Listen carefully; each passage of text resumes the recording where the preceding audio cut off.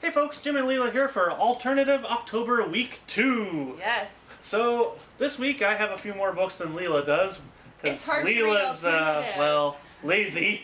I'm not lazy. It's just that, the shelves, I don't know if you've noticed, but the shelves are kind of covered with Marvel and DC right now. But that's okay, we got some nice viewer send-ins. And yes, we such. did. So, let's get to it. I'll start off with Codename Sailor V, Volume 1, written and drawn by Naoko Takeuchi. And in this one, Maniko Eno is your typical high school girl trying to sort life out, but one day she meets the strange talking cat named Artemis and becomes the soldier of love, Sailor V. But will an untrained hero be able to defeat the evil that lies ahead?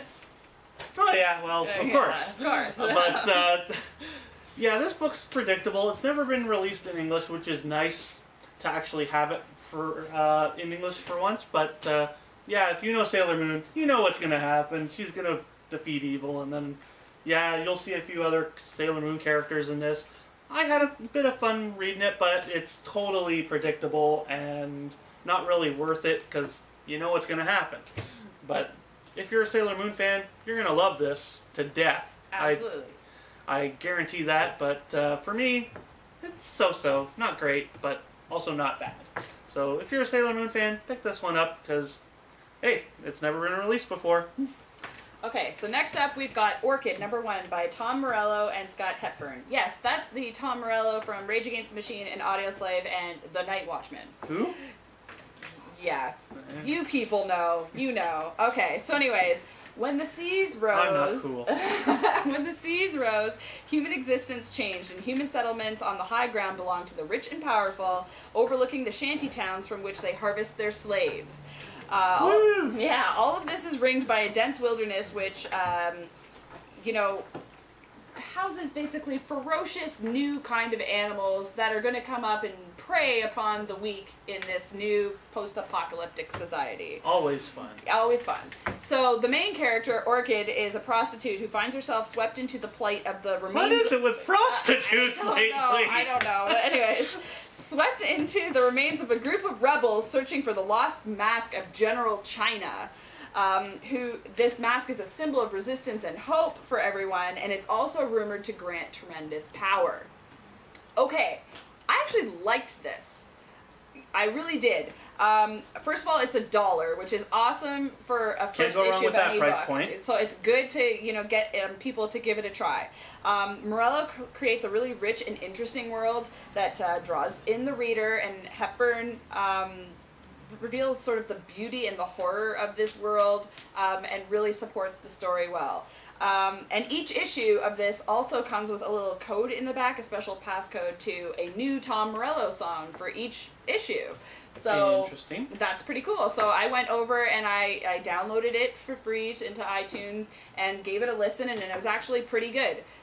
So all in all, you can't lose for $1 to give this a try. I highly recommend it. Next up, we have Fight Song, written and drawn by Brian Avenue. In this one, it features 2 stories. In the first, a fighter must endure to win against an opponent and his ultimate true form.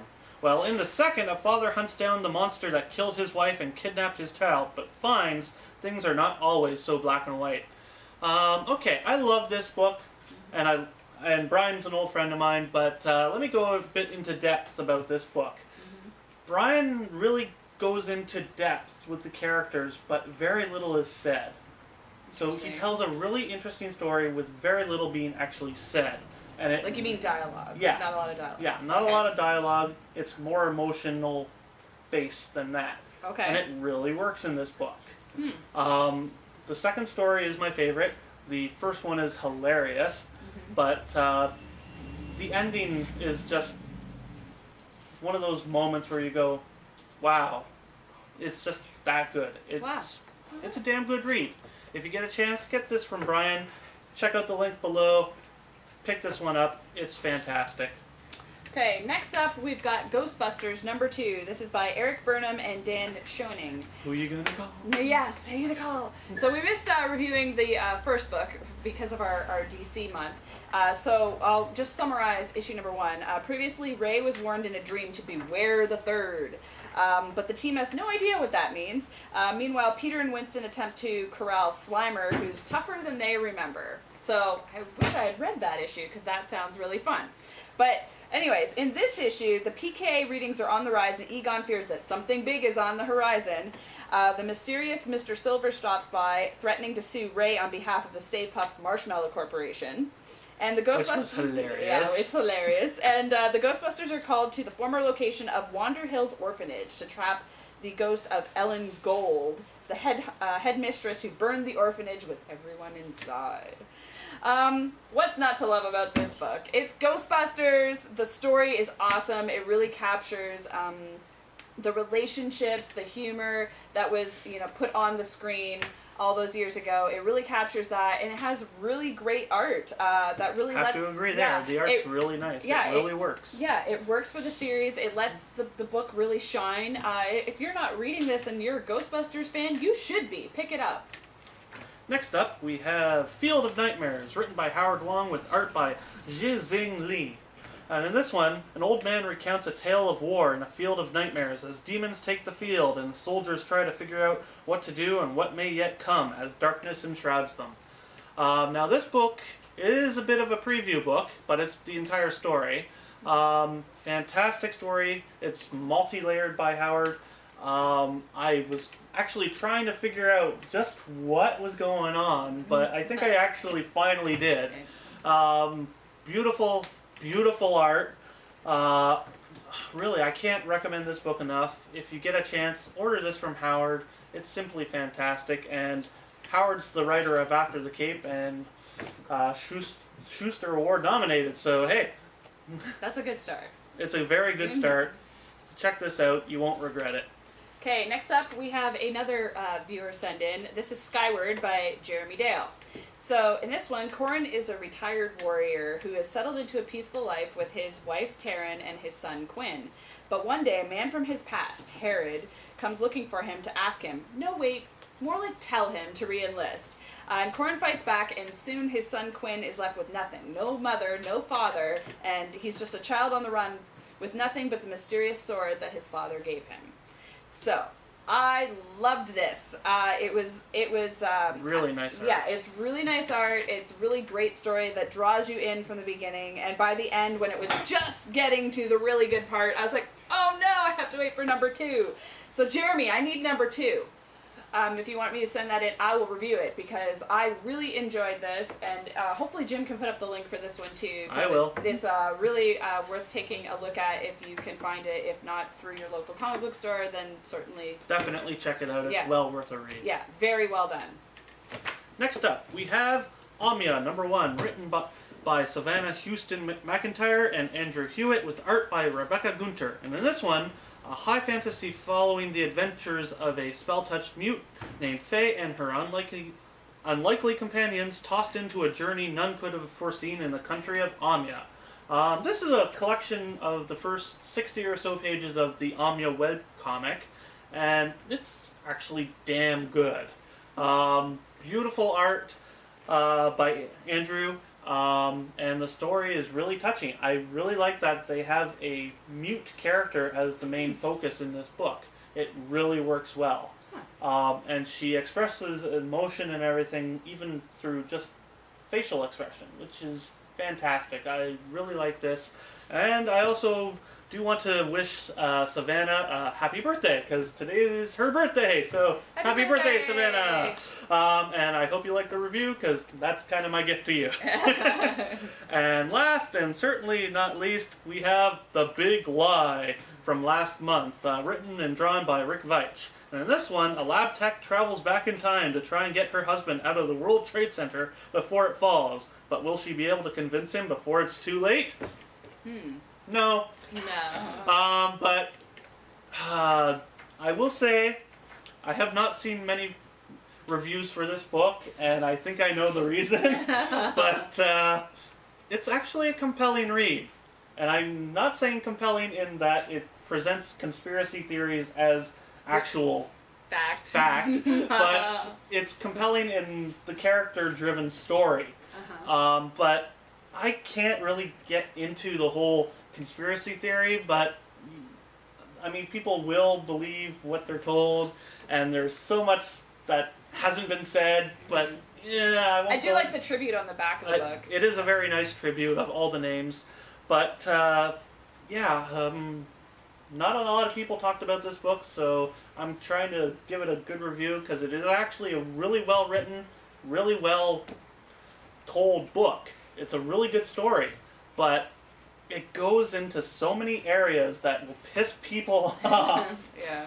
And the first of which is time travel, which I'm not even going to go into, but it's a character-driven story, which is really nice, and it's Rick Veitch, so the art is gorgeous.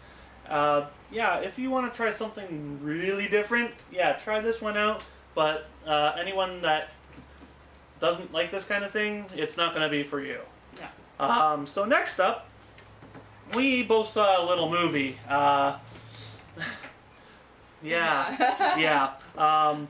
Real Steel! Human Centipede 2. I'm not talking about that movie. No, we're talking Real Steel. Yes, let's talk about Real Steel. And why I loved it. And I hated it. Okay. I'll start. Can a movie be more cliche? Yes. This movie is basically an amalgamation of Over the Top and Rocky. Which, who doesn't love both of those films? I love those films, and I'm not saying that Real Steel is a bad film. Uh-huh. It's not a bad film. It's just, cornball. Yeah, it's very cornball. But if you want to basically see a movie about robots fighting and a, sort of touching father-son story, which is more of what the movie is about. Really? Because when he sold his frickin' son.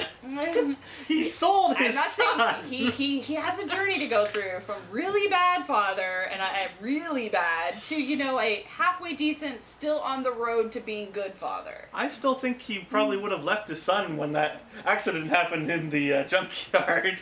I don't know. He's like, my son fell down the hill. Bye. It was a popcorn movie. Very much a popcorn movie. You leave your brain at the door. Yeah, I thought Hugh Jackman did a good job. Hugh Jackman was fantastic. I'm sorry, I don't know the actor's name. The kid? I don't know. We'll find that out. But he was excellent. I thought he was really, really well. He did a good job. And I even watched an interview with Hugh Jackman on IMDb where he talked about how awesome he was and how he was great to play off of and how he added a lot to the scenes. And Sugar Ray Leonard trained Hugh Jackman, so that was pretty cool too. There's lots of really nice robot action. It is a fun film. It's just so cliche that it hurts. Yeah. I mean, they literally lift lines from Rocky and various other films. So if you want to see those movies not remade but given a salute to, you're gonna love it. Real but other than that, it's an okay film. I'm not gonna slight it for what it is. I know exactly what it is, and anyone going to see it knows exactly what it is. Exactly. So, it's an enjoyable film. It's just one of those films where you leave your brain at the door. And before we leave, we have to mention the big release of the Avengers trailer this week. I thought it was awesome. I really hope this movie is going to be good, and it looks like it might be. Already the Hulk looks better. The CG on the Hulk looks fantastic compared to Ang Lee's Hulk anyway. And the cast looks like they're really interacting, especially looks like they're having a lot of fun. Yeah, like the Tony Stark and Thor characters are already starting to mingle. And there's some good laughs in the trailer. Yeah, so if you haven't seen it, then definitely check it out. Definitely. But damn you, Trent Reznor. Stop having your music in the soundtracks. We will see you for Alternative October, week 3 next week. See you later.